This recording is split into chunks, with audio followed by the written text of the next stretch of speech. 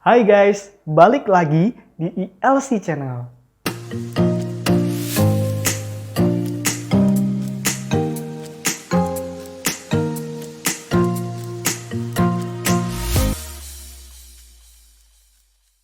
Di bulan-bulan seperti ini memang cuaca sangat tidak mendukung.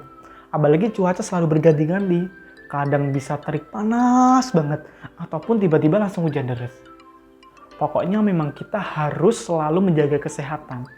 Karena jika tidak, pastinya kita terkena penyakit. Terutama penyakit masuk angin.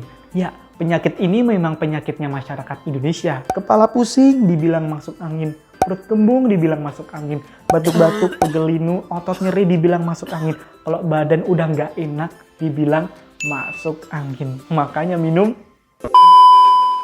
Sebenarnya masuk angin itu penyakit seperti apa sih? Kok nggak ada spesifikasi tertentu? Pada dasarnya penyakit masuk angin ini tidak ada di kamus kedokteran. Ya, itu cuma masyarakat Indonesia aja yang menyebut masuk angin. Jadi dalam kamus kedokteran, masuk angin ini lebih dikenal dengan gejala prodromal. Gejala ini merupakan suatu proses seseorang di mana akan mendapatkan respon dari tubuh ketika akan mengalami suatu penyakit.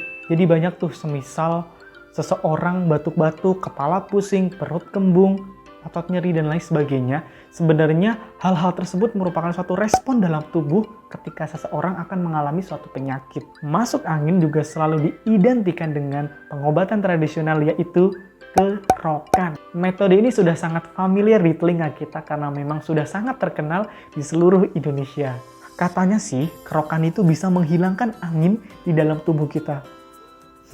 Bener gak sih? Sebenarnya masuk angin ini bukan angin yang masuk ke dalam tubuh kita, tetapi ada penyempitan pembuluh darah pada tubuh karena udara yang dingin, sehingga otot-otot pada tubuh kekurangan oksigen untuk bernafas. Nah, oleh sebab itu, sebenarnya metode kerokan ini bukan berarti menghilangkan angin di dalam tubuh kita, tapi memperlebar pembuluh darah pada tubuh kita yang menyempit tadi, sehingga proses pembuluh darah dalam tubuh kita kembali lancar. Namun, bukan berarti kerokan itu merupakan suatu metode bisa menyembuhkan secara total penyakit masuk angin. Kak, tapi kenapa badan saya setelah kerokan lebih terasa enak dan ringan? Sebenarnya hal tersebut terjadi karena beberapa faktor.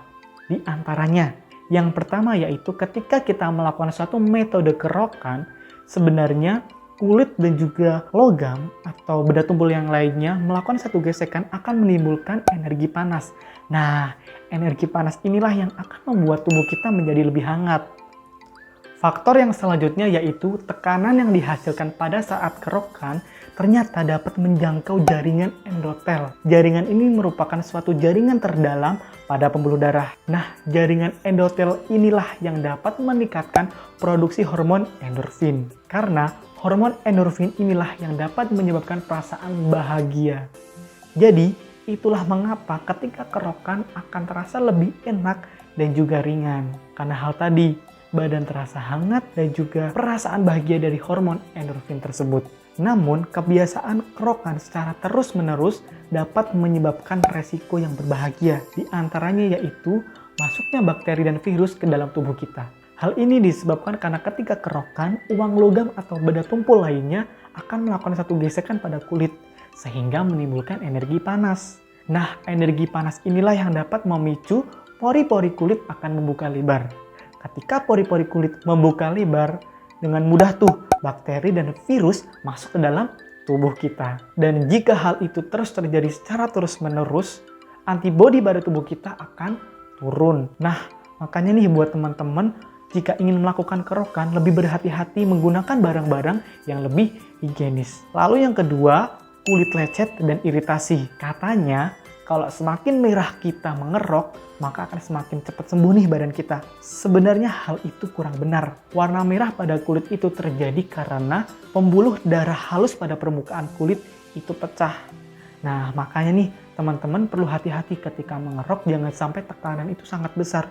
Karena jika tidak hati-hati, pasti kulit akan lecet. Selain itu, penggunaan minyak urut atau minyak lainnya juga perlu diperhatikan. Karena jika tidak cocok dengan kulit kita, akan terjadi iritasi pada kulit. Lalu selanjutnya yang ketiga, yaitu bayi prematur pada ibu hamil. Sangat disarankan nih untuk ibu-ibu lebih hati-hati untuk tidak melakukan hal ini. Ternyata metode kerokan ini jika dilakukan pada ibu hamil sangat berisiko. Sebab saat kerokan tubuh akan mengeluarkan zat yang namanya zat sitokin.